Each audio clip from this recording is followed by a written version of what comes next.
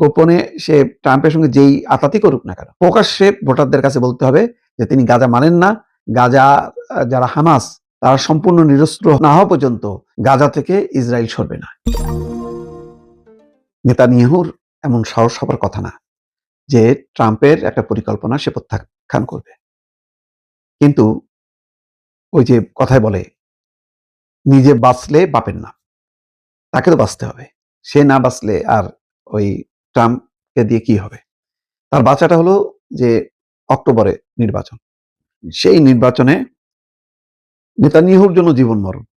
Netanyahu যদি হারে, তার দুর্নীতি মামলা আছে, বিশ্বে কোথাও যাবে না, কারণ আন্তর্জাতিক অপরাধ ট্রাইব্যুনাল তাকে দোষী সাব্যস্ত করছে। ফলে অবরুদ্ধ হয়ে যাবে।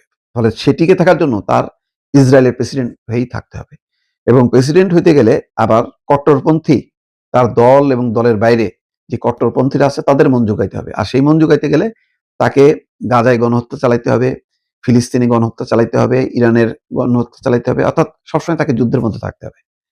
গাজা শান্তি পরিকল্পনা ট্রাম্পের, যেটা 41টা দেশকে নিয়ে করছিলেন, সেখানে বলা হয়েছে যে হামাস তার অস্ত্র সমর্পণ করবে, আর যুদ্ধ করবে না।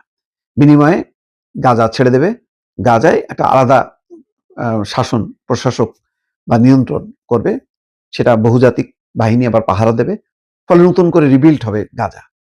কিন্তু এখন যদি এই প্রস্তাব মেনে নেয় নেতানিয়াহু, তাহলে তার মানে পুরো সর্বনাশ হবে, রাজনৈতিক সর্বনাশ হবে।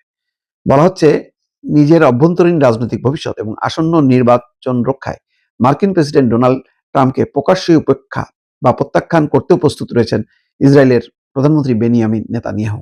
সৌদিতে নিযুক্ত সাবেক মার্কিন রাষ্ট্রদূত এবং ইসরায়েলে মার্কিন দূতাবাসের সাবেক চার্জ দ্য অ্যাফেয়ার্স মাইকেল রেটনি কাতার ভিত্তিক সংবাদ মাধ্যম আল জাজিরাকে দেওয়া এক সাক্ষাৎকারে তিনি এই কথা বলেন। মাইকেল রেটনি আল জাজিরাকে বলেন, আমি মনে করি তিনি হিসাব কষে দেখেছেন যে প্রকাশ্যে প্রস্তাবটি প্রত্যাখ্যান করা এবং এর ফলে ট্রাম্পের কাছ থেকে যে ধরনের প্রতিক্রিয়াই আসুক না কেন, তা সহ্য করাটাই তার জন্য বেশি লাভজনক হবে। নেতানিয়াহু সিদ্ধান্তের মূল কারণ ব্যাখ্যা করে রেটনি বলেন, এটি প্রথম এবং প্রধানত আগামী কয়েক মাসে নেতানিয়াহুর নির্বাচনের সম্ভাবনার বিষয়।